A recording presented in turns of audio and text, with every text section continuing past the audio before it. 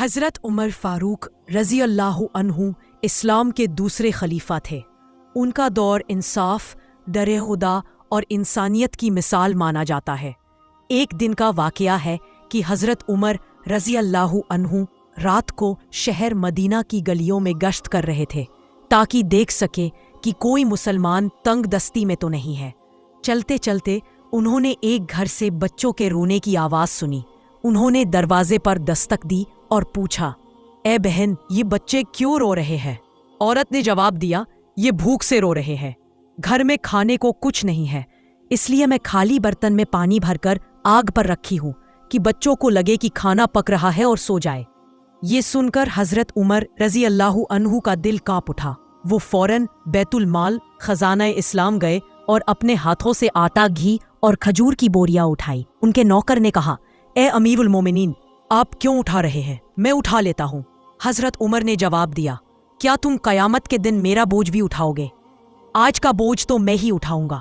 پھر وہ خود اس گھر پہنچے، کھانا پکایا اور بچوں کو کھلایا۔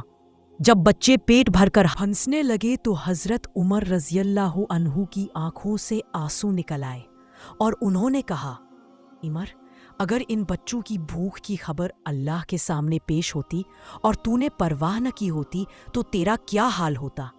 سبق اس واقعے سے ہمیں سیکھ ملتی ہے کہ حکومت ہو یا عام انسان، ہر کسی پر ذمہ داری ہے کہ وہ دوسروں کی ضرورت کا خیال رکھے۔ حضرت عمر رضی اللہ عنہ نے ہمیں انصاف، رحم دل اور فکر مند ہونے کی بہترین مثال دی۔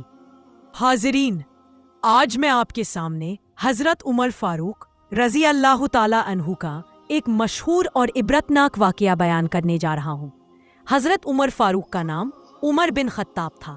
اسلام سے پہلے وہ بہت سخت مزاج، طاقتور اور مضبوط ارادے والے انسان تھے، مگر اللہ تعالیٰ نے جب انہیں اسلام کی ہدایت دی تو وہ اسلام کے سب سے بڑے مددگار اور سہارا بن گئے۔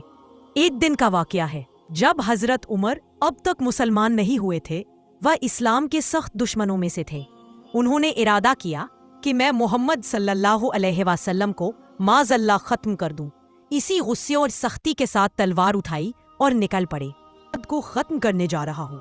اس شخص نے کہا، پہلے اپنے گھر کا تو خیال کرو، تمہاری بہن اور بہنوئی دونوں مسلمان ہو چکے ہیں۔ یہ سن کر عمر کا غصہ اور بھڑک اٹھا۔ وہ فوراً اپنی بہن کے گھر پہنچے۔ دروازے کے اندر قرآن کی تلاوت ہو رہی تھی۔ جب وہ کمرے میں داخل ہوئے تو حضرت خباب بن ارت رضی اللہ عنہ وہاں موجود تھے اور قرآن پڑھا رہے تھے۔ ڈر کے مارے وہ چھپ گئے۔ حضرت عمر نے اپنی بہن اور بہنوئی سے پوچھا، یہ کیسی آواز تھی؟ انہوں نے کہا، ہم قرآن پڑھ رہے تھے۔ عمر نے غصے میں آ کر اپنے بہنوئی کو مارا۔ بہن دوڑ کر آئی تو انہیں بھی چوٹ پہنچی اور چہرہ خون سے بھر گیا۔ خون دیکھ کر عمر کا دل پگھل گیا۔ انہوں نے کہا، یہ کیا پڑھ رہے تھے؟ مجھے بھی سناؤ۔ بہن نے کہا، تم ناپاک ہو، پہلے غسل کرو پھر قرآن کو چھو۔ عمر نے غسل کیا اور پھر قرآن کی آیتیں ان کے سامنے رکھ دی گئی۔ وہ آیتیں سورہ طٰہٰ کی تھیں۔ انہوں نے پڑھنا شروع کیا، طٰہٰ ما انزلنا علیک القرآن لتشقیٰ الا تذکرہ لمن یخشیٰ۔ مطلب، اے محمد، ہم نے یہ قرآن آپ پر اس لیے نہیں اتارا کہ آپ تکلیف میں پڑیں، بلکہ یہ تو ان لوگوں کے لیے نصیحت ہے جو ڈرتے ہیں۔ جب حضرت عمر نے یہ آیتیں پڑھی تو ان کا دل کانپ اٹھا۔ وہ بولے، یہ تو بہت پیاری اور سچی باتیں ہیں، مجھے بتاؤ محمد کہاں ہے؟ ترنت انہیں رسول اللہ کے پاس لے جایا گیا۔ اس وقت حضرت حمزہ رضی اللہ عنہ سمیت کچھ صحابی وہاں موجود تھے۔ انہوں نے دیکھا کہ عمر تلوار لے کر آ رہے ہیں تو ڈر گئے، مگر حضرت حمزہ نے کہا، اگر عمر اچھے ارادے سے آئے ہیں تو بہت اچھا، ورنہ ہم اسی کی تلوار سے اس کا کام تمام کر دیں گے۔ جب عمر اندر آئے تو انہوں نے کہا، اے اللہ کے رسول، اسلام لانے آیا ہوں۔ رسول اللہ صلی اللہ علیہ وسلم نے فوراً انہیں گلے لگا لیا اور کہا، اے عمر، اللہ کی حمد ہے جس نے تمہیں اسلام کی ہدایت دی۔ اس دن سے عمر رضی اللہ عنہ اسلام کے سب سے بڑے سپاہی بن گئے۔ ان کی شخصیت ایسی تھی کہ جب وہ کسی راستے سے گزرتے تو شیطان اس راستے سے ہٹ جاتا۔ رسول اللہ صلی اللہ علیہ وسلم نے فرمایا، اگر میرے بعد کوئی نبی ہوتا تو وہ عمر ہوتا۔